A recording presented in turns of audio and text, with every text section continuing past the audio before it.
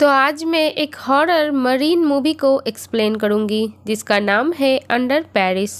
तो मूवी की first scene में हम सोफिया नाम के एक लड़की को देखते हैं जो कि एक शार्क रिसर्चर होती है। सोफिया अपनी टीम के साथ लिलित नाम की एक शार्क को ट्रैक कर रही थी। असल में ये लोग लिलित का सैंपल लेकर उसके ऊपर रिसर्च करना चाहते हैं। अब तभी इन्हें उस शार्क का सिग्नल मिलने लगता है। इस टीम में सोफिया का हस्बैंड भी था। ये लोग पिछले काफी टाइम से लिलित को ट्रैक कर रही थी। अब टीम के 4 लोग जिनमें सोफिया का हस्बैंड भी था वो समुद्र में लिलित को ढूंढने लगते हैं। यहाँ इन्हें बेबी व्हेल दिखाई देता है लेकिन उसका साइज बहुत बड़ा था और वो बेबी व्हेल मरा हुआ था और उसके बॉडी का आधा हिस्सा गायब था कि तभी इनके सामने लिलित आ जाती है। ये उसे देखकर हैरान हो जाते हैं क्योंकि आज से 2 महीने पहले तो लिलित बस 2.5 मीटर की ही थी और अब तो लगभग 7 मीटर की हो गई थी, जो बात इनको काफी हैरान कर देती है। अब सोफिया का हस्बैंड लिलित के बॉडी से सैंपल लेने जाता है और जैसे ही वो लिलित को स्टैप करता है लिलित कंट्रोल से बाहर हो जाती है और सभी को मार डालती है।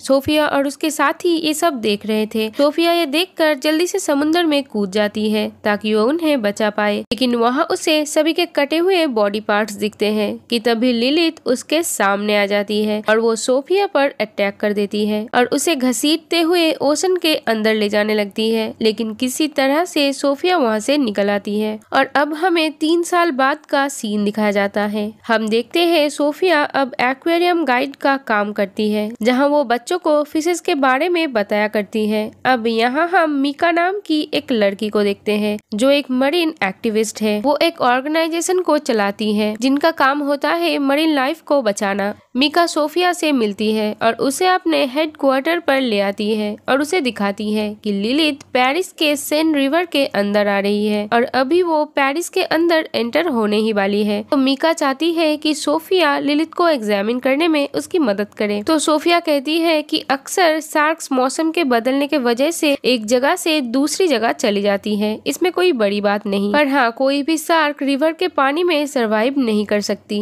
तो वो यहाँ आने से पहले वापस लौट जाएगी। अब सोफिया वहाँ से चली जाती है। असल में लिलित से जुड़ा हुआ सोफिया का पास्ट उसे अब तक लिलित को एग्जामिन करने से रोक रहा था। अब हमें 2 लड़कों को दिखाई जाती है। उन्हें सेन रिवर में 2 छोटे छोटे मिसाइल्स मिलते हैं। अब यहाँ पर पुलिस भी आ जाती है और वो यहाँ बताता है कि वर्ल्ड वॉर 2 के बाद यहाँ पे छोटे छोटे मिसाइल्स के सेल्स मिलते रहते हैं, इसमें डरने वाली कोई बात नहीं है। अब रात में मीका और उसकी फ्रेंड सेन रिवर में आते हैं। वो इस रिवर में हुए एक कार एक्सीडेंट को एग्जामिन करने आए थे, लेकिन असल में तो वो ये देखने आए थे कि लिलित सेन रिवर में आया है या नहीं। अब मीका पानी में कूद जाती है और वो वहाँ शार्क के बड़े बड़े दांतों का निशान देखती है। अब तभी यहाँ पुलिस आ जाती है। इस तरह के इन्वेस्टिगेशन करना गैर कानूनी था, तो अब मीका की फ्रेंड वहाँ से भाग जाती है। पुलिस मीका को पकड़ लेती है। इधर सोफिया भी लिलित को ट्रैक कर रही थी जहाँ उसे पता चलता है कि लिलित सेन रिवर में आ चुकी है। अब नेक्स्ट मॉर्निंग ऑफिसर्स उस आदमी की बॉडी रिवर से निकालती है जिसका कार एक्सीडेंट हुआ था।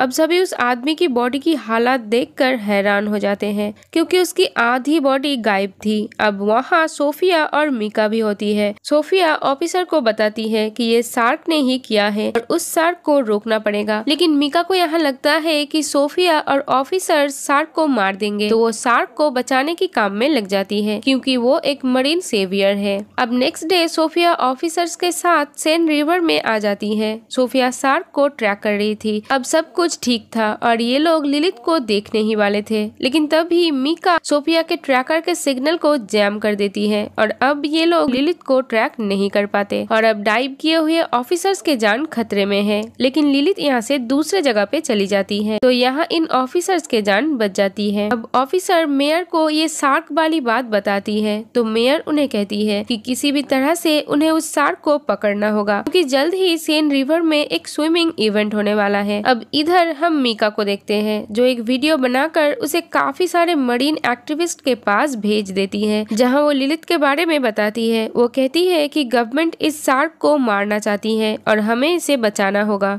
चाहे ये शार्क हमें मार ही क्यों न डाले। फिर वो सभी को पेरिस की कैटाकॉम्ब में आने के लिए कहती है। असल में कैटाकॉम्ब पेरिस के नीचे बनाई गई एक सुरंग है जो पूरे पेरिस के नीचे फैली हुई है। अब मीका की फ्रेंड पुलिस के पास आ जाती है और उन्हें मीका की प्लान के बारे में सब कुछ बता देती है। अब इन्हें यहाँ पता चलता है कि शार्क इस टाइम कैटाकॉम्ब में ही है। अब रात होते ही मीका उन मरीन एक्टिविस्ट के साथ कैटाकॉम्ब पहुँच जाती है, जहां सोफिया और ऑफिसर्स भी पहुंच जाते हैं क्योंकि उन्हें तो मीका के प्लान के बारे में पता चल चुका था। तो अब ऑफिसर्स और उन मरीन एक्टिविस्ट के बीच बहस होने लगती है। अब तभी मीका रिवर में कूद जाती है क्योंकि वो सभी को ये दिखाना चाहती थी कि शार्क्स इंसानों के लिए खतरनाक नहीं है। लेकिन तभी वहाँ बहुत सारे शार्क्स आ जाते हैं और वो मीका पर अटैक कर देती है और उसे मार डालती है। ये देखकर सभी मरीन एक्टिविस्ट यहाँ से भागने लगते हैं और इसी में बहुत सारे एक्टिविस्ट रिवर में गिर जाते हैं और शार्क्स उन्हें मार डालते हैं। लेकिन जैसे तैसे इनको यहाँ से बचा लिया जाता है और यहाँ एक शार्क को मार भी दिया जाता है, जिसे सोफिया चेक करती है तो उसे पता चलती है कि ये शार्क एक फीमेल है जो प्रेग्नेंट है। और हैरानी वाली बात तो ये है कि इसके पेट में बहुत सारे शार्क्स के बच्चे हैं और ये चीज बहुत खतरनाक है। और इन्हें ये भी पता चलता है कि ये शार्क साफ पानी में भी सरवाइव कर सकते हैं। ये लोग समझ जाते हैं कि ये शार्क हजारों की तादाद में हो सकते हैं जो सारे कैटाकॉम्ब में रह रहे होंगे। तो ये कैटाकॉम्ब में धमाके करने का फैसला करते हैं जिससे सभी शार्क्स वहाँ मारे जाएंगे। अब नेक्स्ट डे वो स्विमिंग इवेंट होती है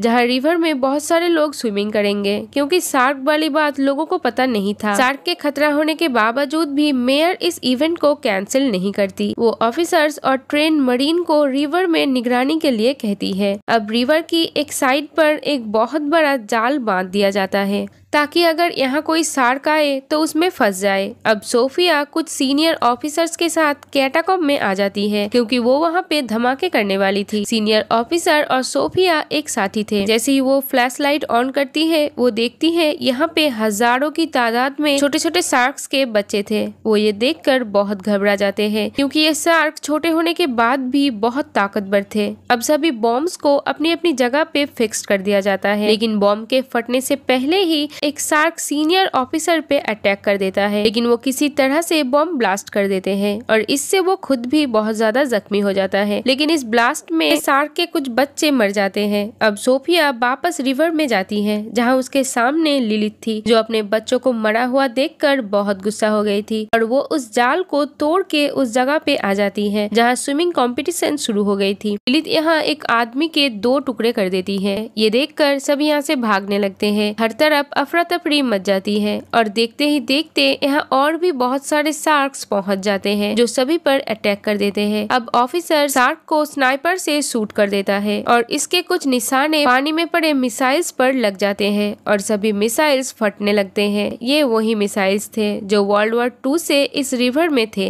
ये डिफ्यूज नहीं थे, ये पूरी तरह एक्टिव थे। अब यहाँ बहुत बड़ा धमाका होता है और रिवर का पानी चारों तरफ फैल जाता है और इससे सेन रिवर में जैसे सुनामी आ जाती है जो मेयर के साथ साथ लगभग पूरे पेरिस को डुबा देती है। अब हम यहाँ सोफिया और ऑफिसर को देखते हैं जिनके चारों तरफ बहुत सारे शार्क्स थे जो पेरिस के जरिए यहाँ के बने हुए शहरों के अंदर जा रहे थे। यहाँ बताया जा रहा था कि ये शार्क्स अब पूरे कंट्री में फैल चुका है जो अब पूरे दुनिया में तबाही मचाएंगे। और इसी के साथ ये मूवी यहीं पर खत्म हो जाती है। Thank you for watching. Bye bye.